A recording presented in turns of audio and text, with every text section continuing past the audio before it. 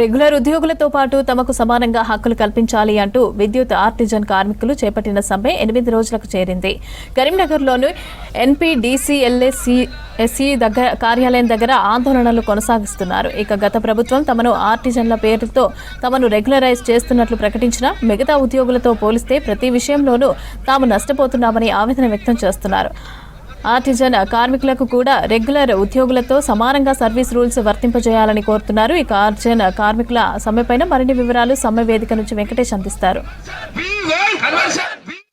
తమ డిమాండ్ల సాధన కోసం విద్యుత్ కార్మికులు చేపట్టిన సమ్మె 8వ రోజుకు చేరుకుంది. రాష్ట్ర వ్యాప్తంగా దాదాపు 20,000 పైచీలకు కార్మికులు ఈ సమ్మెలో పాల్గొంటా ఉన్నారు. ముఖ్యంగా ఆర్టిజన్ కార్మికులతో పాటు అన్మ్యాన్డ్ కార్మికులు ఈ సమ్మెలో పాల్గొంటా ఉన్నారు. వాళ్ళ డిమాండ్ల సాధన కోసం ఈ 8 రోజుల సమ్మెలో ఎలాంటి కదలిక వచ్చింది, తర్వాత ప్రభుత్వం నుంచి వీళ్ళు ఏం కోరుకుంటున్నారో తెలుసుకునేందుకు ఈ విద్యుత్ కార్మికుల నుంచి కొంతమందిని మాట్లాడిద్దాం.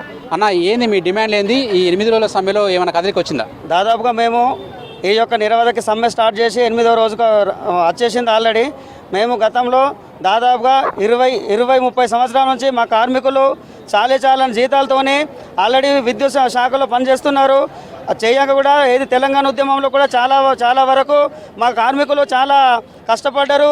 తెలంగాణ వస్తే ఏదో మా బాగుపడతామని చేస్తే అప్పుడున్న ప్రభుత్వం గతంలో 2017 జూలై 29 తారీఖు రోజు మమ్మల్ని అబ్జర్ప్షన్ చేసుకున్నట్టు చేసుకొని మళ్ళీ 2వ రోజే మళ్ళీ ఏది డిపార్ట్మెంట్లో స్టాండింగ్ ఆర్డర్స్ అని కొత్త నాటకం తీసుకొచ్చి కొత్త రూల్ తీసుకొచ్చిళ్ళు. మాకు భారతదేశానికి 1947లో స్వాతంత్రం వచ్చినా కూడా బ్రిటిష్ కాలం నాటి చట్టాలు మాకు అంటగట్టి మాకు అన్యాయం చేసుకుంటా అయినా దీని మీద కోర్టు కేసుకు వెళ్ళి అది వెళ్ళి లాస్ట్గా కోర్టులో కూడా మేము గెలిచినాం. మా డిమాండ్స్లలో ముఖ్యంగా మేము గొంతెమ్మ కోరికలు ఏం కోరతలేదు. మేము కోరుకునేటి ఒక 6 డిమాండ్స్.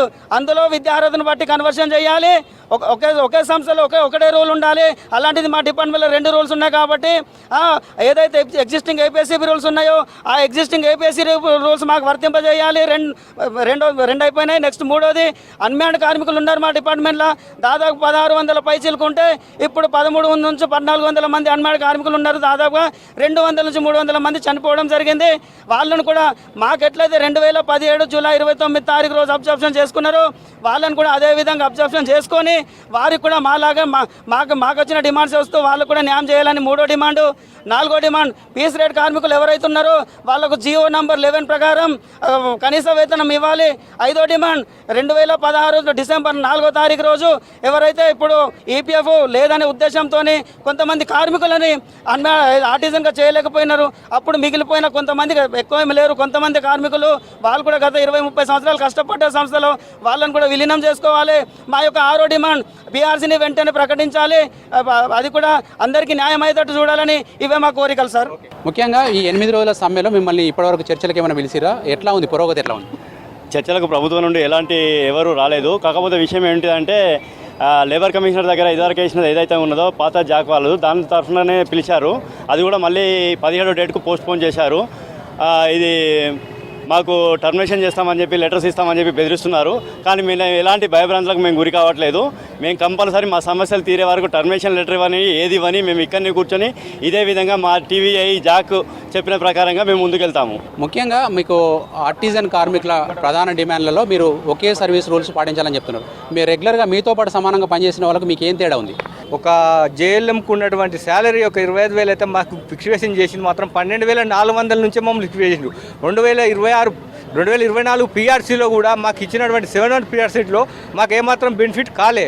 ఇంకోటి ఏంటంటే ఈరోజు మేము 8 రోజులు ఈ ఎండలో టెండర్ చేసుకొని ఈరోజు నిరాహార దీక్ష చేస్తుంటే ఒక్క మంత్రి కూడా మా వైపు ఇంటే మీరు ఏం చేస్తారు చేసుకోమని టర్మినేషన్ ఆర్డర్ కూడా ఇవ్వడం జరుగుతుంది. టర్మినేషన్ ఆర్డర్ కాదు, ఏది ఏమైనా మేము సాధించే హక్కులను సాధించే వరకు ఇక్కడుండి పోరాడి అవసరమైతే యాజమాన్యం కానీ ప్రభుత్వాన్ని కానీ మొండి వైఖరిని నిరసిస్తూ మేము ముందుకు సాగుతాం తప్ప మా హక్కులకు మాకు ఎటువంటి ఇప్పుడు ఉన్న అన్మ్యాన్డ్ కానీ ఆర్టిజన్ కానీ పీస్ రేట్ వాళ్ళు ఏ ఒక్కరిని వదిలినా మేము వదిలిపెట్టలేదు. ఇంకా 4 రోజులు కానీ 40 రోజులు కానీ మా హక్కులు మేము సాధించుకునే వరకు ఇక్కడ నుంచి కదిలేదు లేదు. మేము మా సాధించే డిమాండ్ను ముందుకు తీసుకెళ్తామని మీకు. ఆర్టిజన్ కార్మికులు కానీ అన్మ్యాన్డ్ కార్మికులు కానీ ఒకటే డిమాండ్ చేస్తూ ఉన్నారు. తమ సమ్మెతోడైనా ప్రభుత్వం దిగి రావాలి, తమ డిమాండ్లు పరిష్కరించాలని కోరుతున్నారు. ఆర్టిజన్ కార్మికులను కూడా మిగతా ఉద్యోగులతో సమానంగా వాళ్ళని పరిగణించాలి, వాళ్ళకు కూడా వేతనాలు పెంచాలన్న డిమాండ్ ఉంది. అదేవిధంగా అన్మ్యాన్డ్ కార్మికులుగా ఉన్న వాళ్ళందరినీ కూడా ఆర్టిజన్లుగా గుర్తించి మిగతా హక్కులన్నీ కూడా కల్పించాలన్న డిమాండ్తో సమ్మె కొనసాగుతుంది. కాకపోతే ప్రభుత్వం నుంచి ఇప్పటివరకు చర్చలకు పిలువకపోవడం పట్ల నిరసన అయితే వ్యక్తమవుతోంది. కెమెరామెన్ కవికుమార్తో వెంకటేష్, V6 న్యూస్, కరీంనగర్ నుంచి.